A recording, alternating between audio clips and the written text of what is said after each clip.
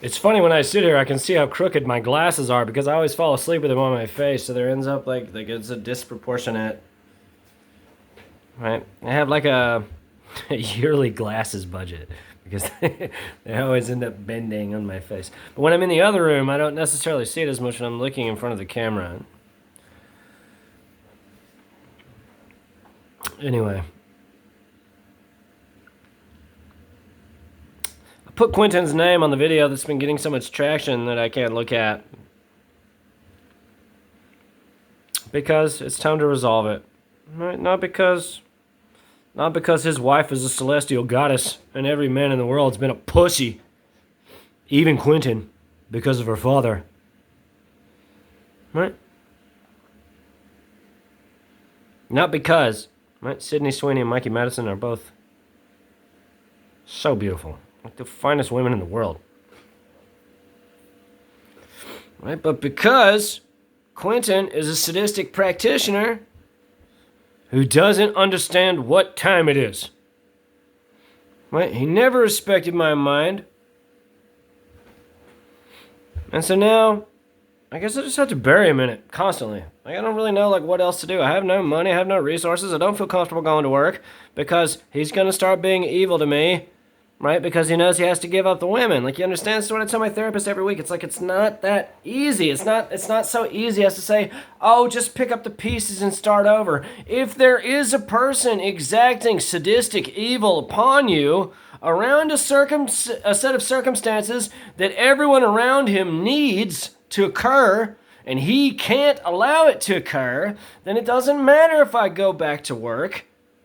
Right? Doesn't matter if I'm like, okay, Quentin hates me, like, oh, okay, like I get no pussy, like all these things, right? Because if the pussy all need me, you get it? And he can't let them go, then every day that I go to work gives him further fuel to continue being sadistic and evil and try to give me AIDS and try to kill me with the destroying angel mushroom and all these things, right? And if you don't understand how that is in fact palpably dangerous, right?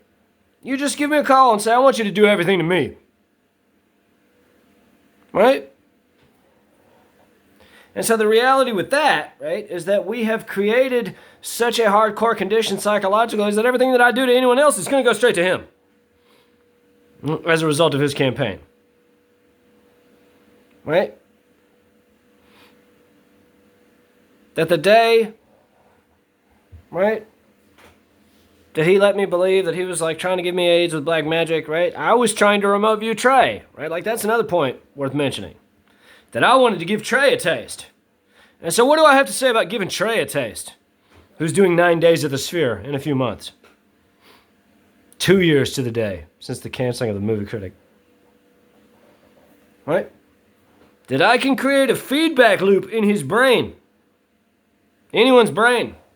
That confuses his nervous system, his neurological system, because the sound that he's hearing is not the sound that he's feeling in his mind. It's an interference pattern that engenders an epileptic seizure. Yes, that's the point. That's the game that we're playing at. Oh, mysterious. Oh, he had a terrible accident on stage. Like, are we getting it? Oh, he killed himself. Oh, how sad. You get it? And so I'm just going to bury Courtney Braun. That's cbraun@endeavorco.com. As well as his agent, Mike Simpson, as well as Ari Emanuel, as well as the Attorney General. And I'm just going to bury him in it constantly. I don't really see anything else that I can do because I can't go to work. Because he's going to exact sadistic torture upon me to prevent me, right, from laying claim, right, to all that hot-ass pussy, all that wet-ass pussy. Right? Not what I wanted. But if he's so sadistic and evil, and he hates himself so much, and it's obvious that he does, that he has exacted a deep psychic, psychological, sadistic torture upon all of these women for all of these years, then I have no choice, do I? But call myself a child of God. That's the real point, isn't it? That I can run from it and say, oh gosh, like I don't know, that's like really heavy, you know, like god damn. Just like Quentin forever. Or I can embrace all of them, all four of them, right? And say, we're good now, don't worry. I protect you. He fucks with us, we destroy him.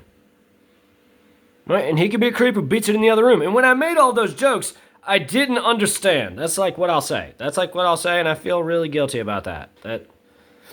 I said a bunch of hardcore shit that like cut right through him. And like when I cursed those women's reproductive organs in August 2024, everyone around him was like, God damn, Quentin, he's destroying your psyche. Like if anyone's honest with him, it's obvious no one is honest with him. Right? And so what I'll say about Leo, I don't guess there's really any point to go on and on, but what I'll say about Leo is that it seems pretty obvious to me that Quentin wanted Leo to not fuck Daniela. That kind of makes a lot of sense, doesn't it? That he wanted a real friend. And that's why the trades only published that he was on that set one day, The Continuing Adventures of Cliff Booth. Because he sees everything that show business isn't to him in Leo, which is a true friend who loves him and supports him, even in his lowest moments.